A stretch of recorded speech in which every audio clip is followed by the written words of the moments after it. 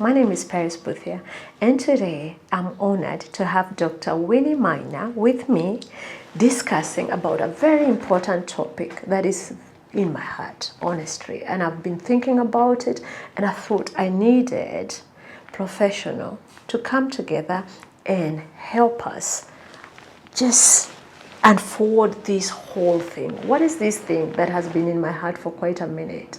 The thing is about low self-esteem and skin, because there's a lot of us that are struggling in silence.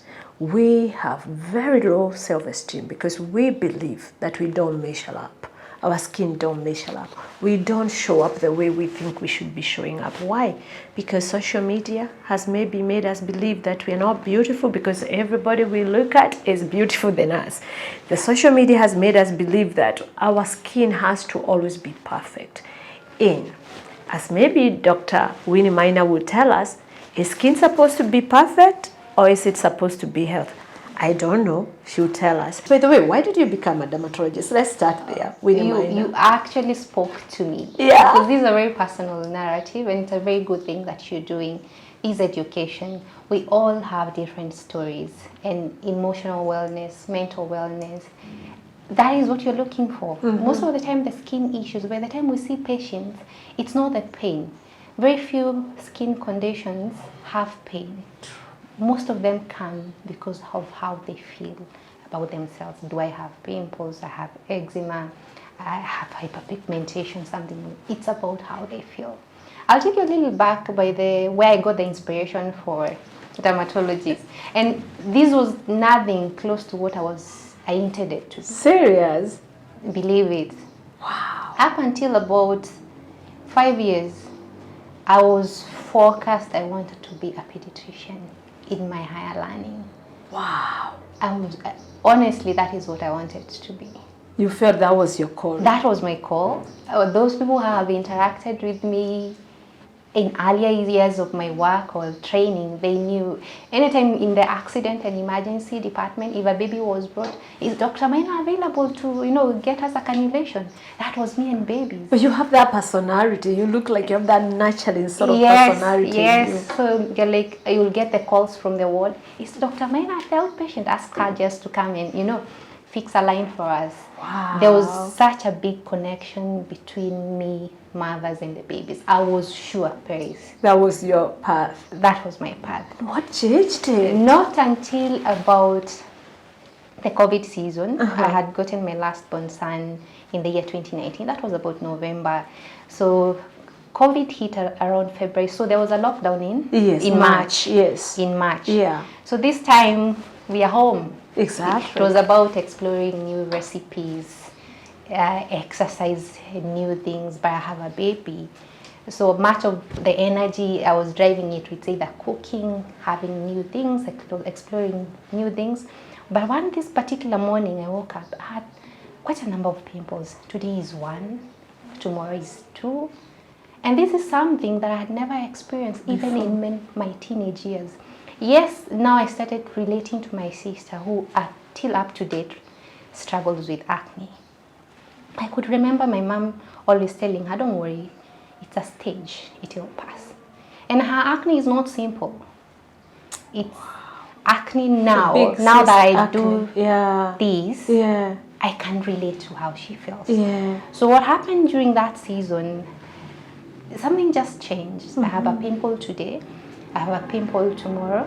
And I remember one day, because there was lockdown, we were not moving a lot, just getting into the car and went to the supermarket. So on the aisle, there's something that used to look like a chalk. I don't know whether you came across it. And it was written acne something. I bought that.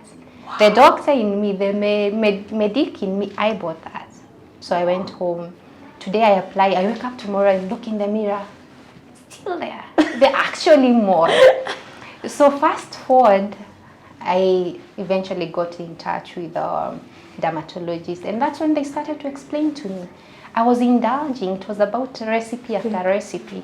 At the background, I'm genetically predisposed to acne. My sister suffers acne. My cousins suffer really bad acne. So it was bound to happen. It just needed the trigger.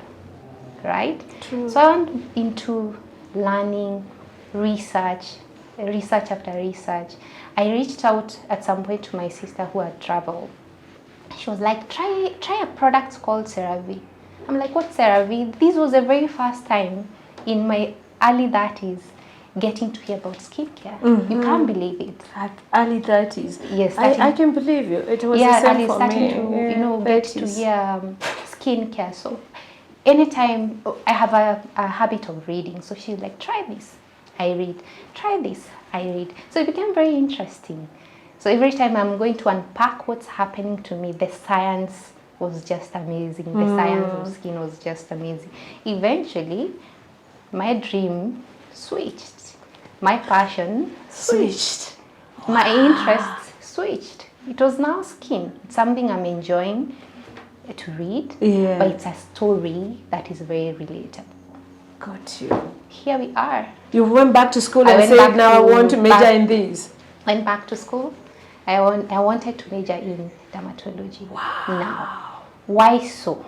Just that for that person who cannot unpack what their skin is going through, I can do it that perfectly for them. I can get their symptoms and unpack to them in the simplest language they can. If it's hyperpigmentation, do we need to draw diagrams for them to understand what's happening? True.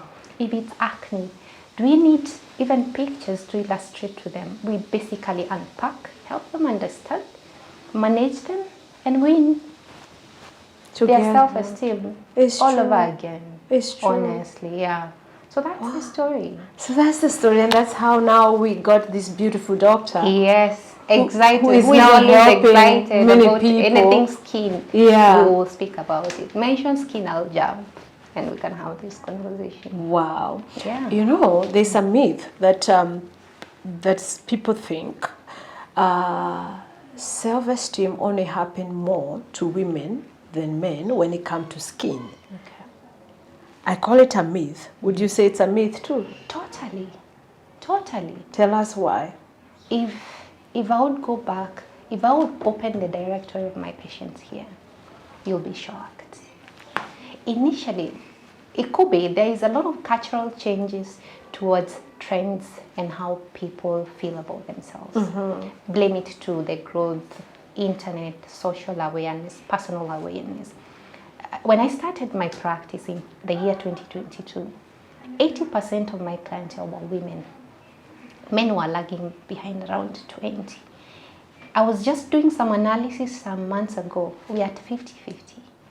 If you sit in here with me in the next few hours, you'll see men Just strolling in. Is there anything different? The same concern. I have this on my skin. This is what I feel. It's affecting them equally. And we can't ignore it. I like that. I like to say this every time I would talk to men about skin care or skin treatment. I tell them, skin is skin. Yeah, it's skin. Right? Especially when it comes to sun damage, the sun doesn't choose, oh, this is a man, this is a woman. I'm not going to affect a man, I'm only going to affect a woman.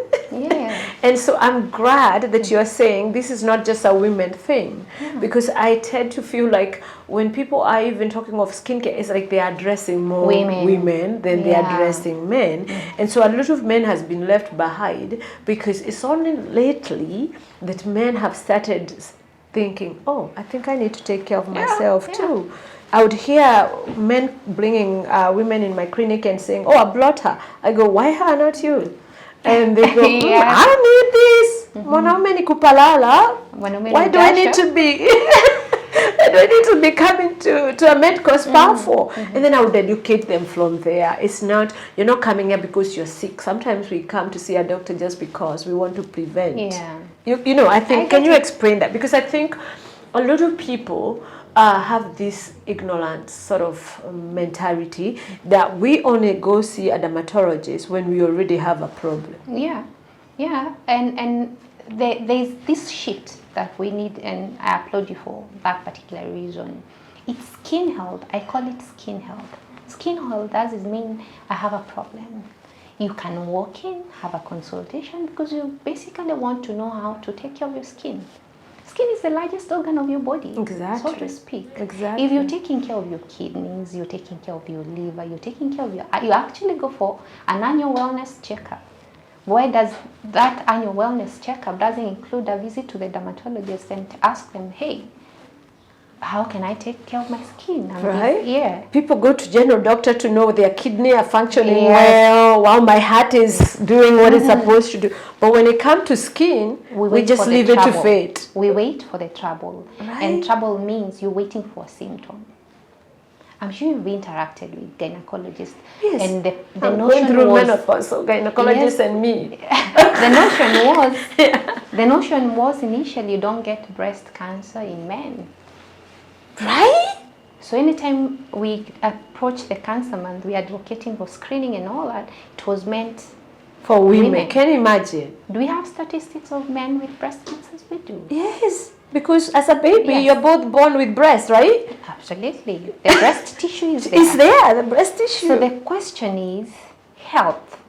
And blame it to the culture, because skin is more perceived for the cosmetic appearance, for cosmetic reasoning. Another But skin myth. is an organ. It's a functional organ. And it protects all the organs inside. So if anything, yes, if the anything, most that is what important organ. you want to take care of. Yes. So why not take care of the skin? It's not merely for cosmetic purpose. If we would list other functions, cosmetic purpose actually becomes the last. It's the one that is helping regulate your body temperature, excretion, movement and mobility. And for cosmetic purpose, it becomes almost the last thing. It's So true. it's very, very functional. And that's why it's not gender-based. Both men and women need to take care of their skin very, very well. So now, what happened when I have not taken care of my skin, and now my skin barrier maybe have been compromised, I've gotten sun damage, God forbid even skin cancer. I think people forget that also come from, you know, and now I'm here to see Dr. Maina. My esteem is been beaten to the floor. I can't even pick it up. Now I'm ashamed of how I look. Yeah. Now, you know, where do we start? How do we fix somebody who now is suffering from low self-esteem and their skin is looking terrible? How do we fix that person? Where do we start? You know, we shift a little bit, because it's a mental health issue now. It's moved beyond the skin deep towards even affecting your lifestyle. And I like to refer to the definition of the World Health Organization about what's wellness. Both physical, mental, and emotional well-being. True. So anything that's affect that definitely need to be taken care of. Most of the time that when a client comes, they'll tell you, I'm feeling this way, I'm feeling this way, I'm feeling this way. They only point the symptom as the last. So if you listen carefully, that, doc, I hate myself. I can't look myself in the mirror. I can't go out with my friends. Listen to what they're saying. It's about, I can't. And then tell you what happened. Now I have these pimples. Now that your pimples are being mentioned as the last thing. So what does that tell you? This is a patient in distress. And we can't just treat the pimples and ignore how they feel. Ignore the impact of whatever else they are going through on the effect. Some don't want to show up to work. If they are children, they don't want to show up to school. Very true. If they have a social event, your cousins are meeting, they will not show up. They will always find a flimsy reason not to attend. True. So we will do the physical treatment, because this is what got us into what we had. But many other times that we have had to collaborate with other players, like even the people in the mental health space. True. Psychologists, therapists, so that we now address this patient as a holistic being. Then once we arrest what is triggering, we hold their hand, because most of these things tend to go and come back. Very true. Yeah. Have you had people come? I know I've had these people come in my clinic. They came for skin treatment, but honestly, what they're going through, somebody will come and start crying. Yeah. and cry for like half an hour, and they are not saying nothing. They are just crying. And so as a professional, you allow them, and then you finally tell them if they are ready to speak. Yeah. And you find the person want to change their whole life, and now they're thinking is skin, but really they've been divorced. Yeah. The problem is nothing to do with skin. Yes. It's their marital problems, Yeah, sure. but now it's showing up On the skin. on the skin. Yeah. And now as a professional, you are seated there thinking, okay, I can tell them to go back to being married because this life is, you know, it is what it is. We are here. How do you then? Because I realize as professional, sometimes, you know, I honestly feel like we are more psychologists than we are everything else we are trained to do. Yeah. I think we are psychologists first. Yeah.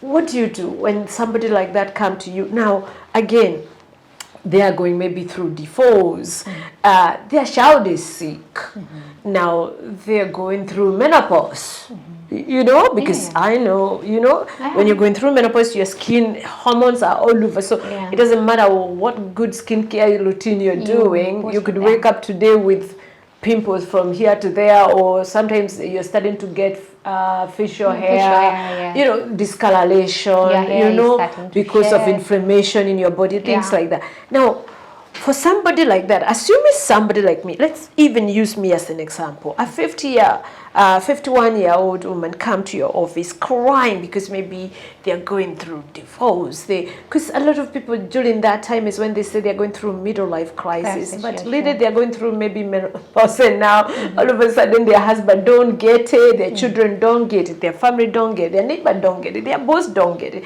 and all of a sudden this person is a hot mess. I like to call it a hot mess. And they walk in your office, nothing of theirs is balanced. Where do you start with somebody like this? One is we are wired to listen. Like what you're saying, we are probably psychologists and therapists before we do what we practice. We'll let them speak. We'll let them, you know, it's humane enough just to allow someone to go through an emotional beat. They cry. Because then once they let out, they're able to technically bring you bit by bit to what has transpired. We've even found situations whereby they don't have any skin issue. They have just gotten into something called body dysmorphia. It's a dysmorphic syndrome. They believe their cheek is sagging. They believe there's hyperpigmentation. They believe the ear doesn't look nice. And when we clinically examine, honestly, I can't see it. So it's shifting to being more clinical to mental. And the moment I fix one, tomorrow they'll have another issue. I fix, let me say, they tell me, I don't like these smile lines. We fix them. Tomorrow they'll come. I don't like my forehead. We fix. I don't like my hair. We fix. You're already moving into a very red zone. It's true. That is body dysmorphia. Yeah. So we seek to understand what is the trigger first. As we help them, it's like we help them and they also help us to help them. So the conversation is so deep in such a manner that if they're willing to open up, this, I'm going through this, I'm going through this, I'm going through this. If I get into my phone, I probably have contacts to all the specialties. If I find a client and has a gynae issue that I need support, I'll send them, or the doctor will advise. If I need a client who needs an endocrinologist, your hormones are all over, I'll send them a psychologist, a therapist. So in the medical profession, we work together as a team. So that if I'm looking at Peris and I just see you as purely skin, I failed you. True. I failed you totally. Very true. Because if this is what you're talking postmenopause, I'll need a gyna to help us with some of these issues. We'll need an endocrinologist just to check on what is happening. When we do that together, we win. We win, 100%. And eventually my client is happy. But it's also a catch-22 situation, especially if the client is fixated for this particular purpose. Because when you become authentic and real with them, it's likely to be the last time you see them. 100%. And they'll go sick somewhere else. Yeah. So how does it look like? You're going to be very patient. In this seeking for validation and possible treatment, they may end up losing money. They may end up having wrong treatments. They may end up being taken advantage of because they are vulnerable. Very true. They are very, very vulnerable. And it's not all of us who own the journey of what other person is going through. Very true. At that vulnerable situation, they lose money, they lose themselves. It's a sad situation. Have you had a client who came, or other patient? I know I've had this in my clinic, where somebody, after they came to see me, and I looked at the problem, and I'm like, I don't qualify to help you with this, but I'm going to refer you somewhere. And then they start telling you off, like, why?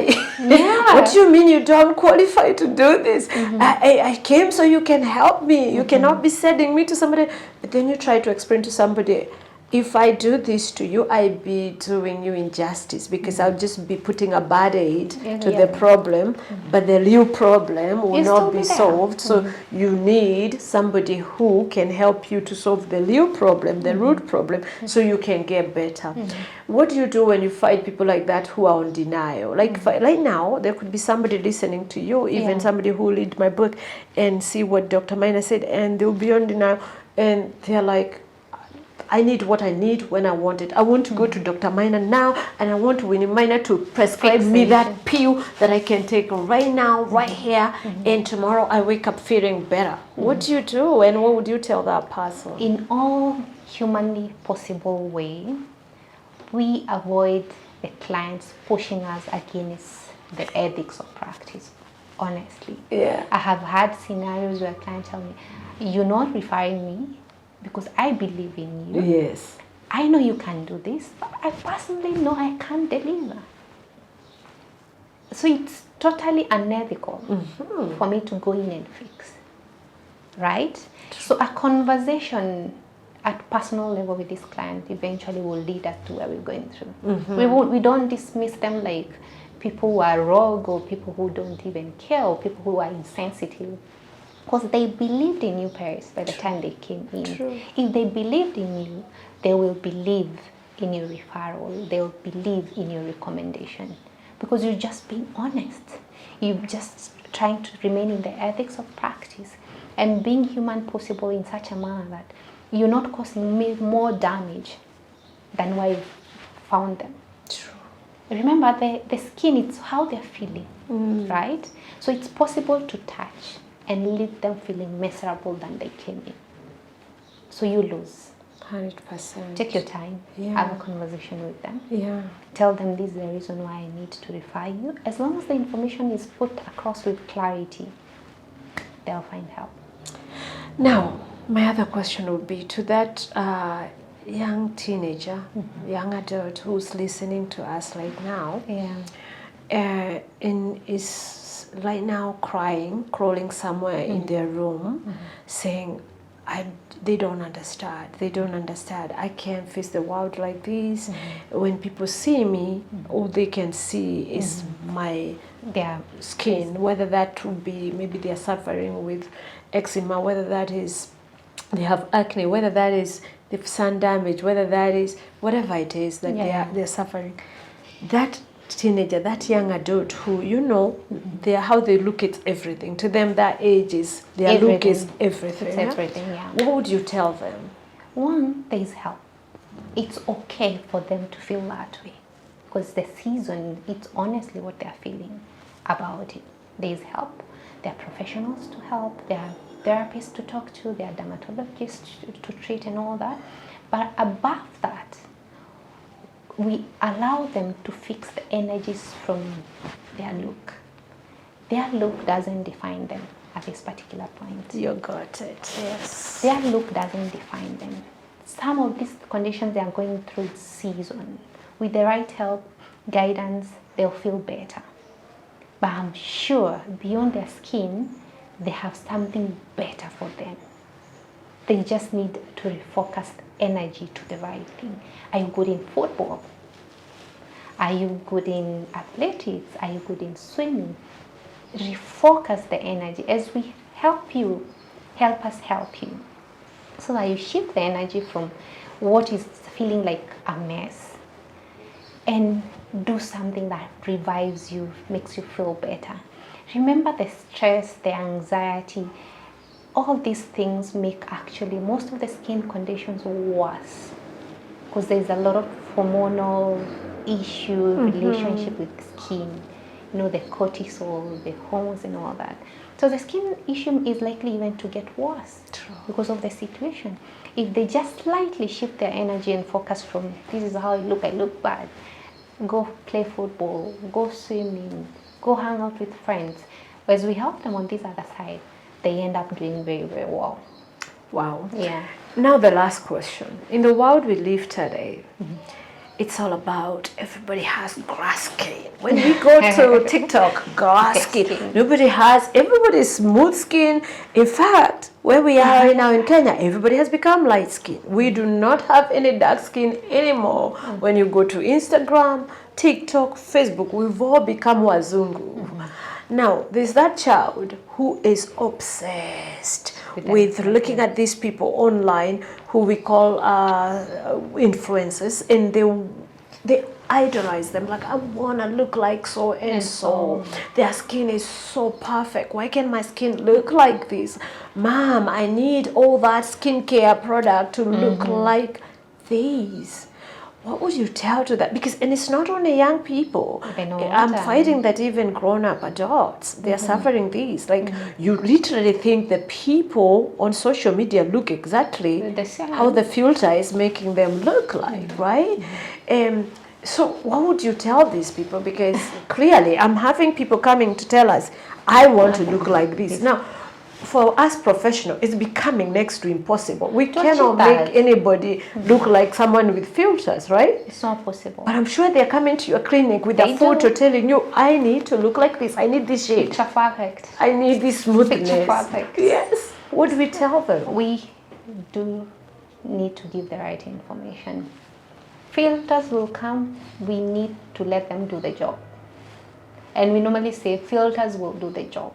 Even after this conversation, I'm sure the man standing on the other camera is gonna make us look beautiful. Very true.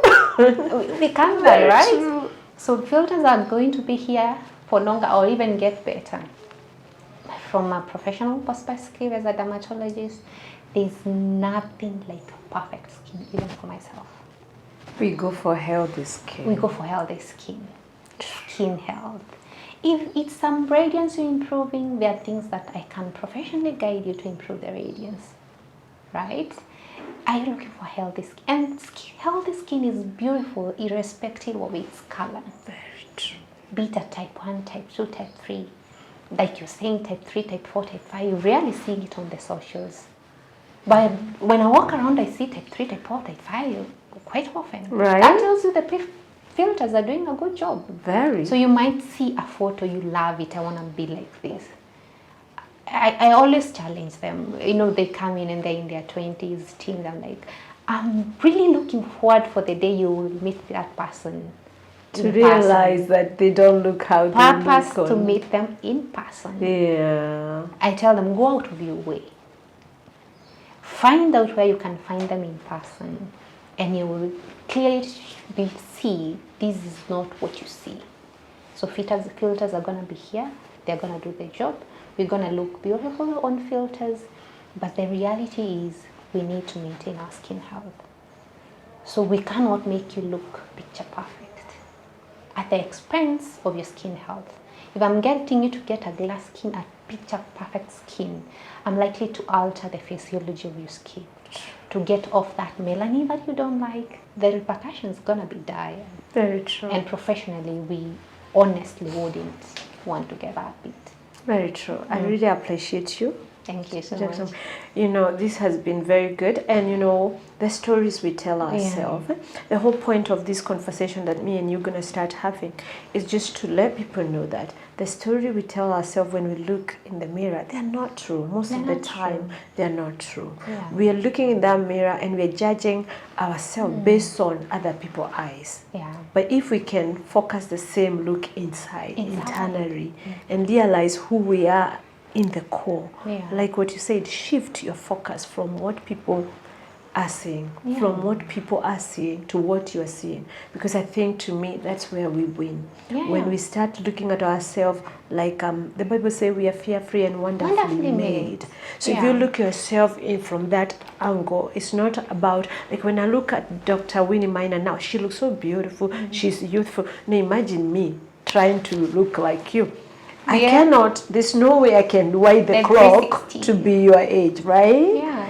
So I'll only be frustrated. You will be. Right? I'll only be frustrated.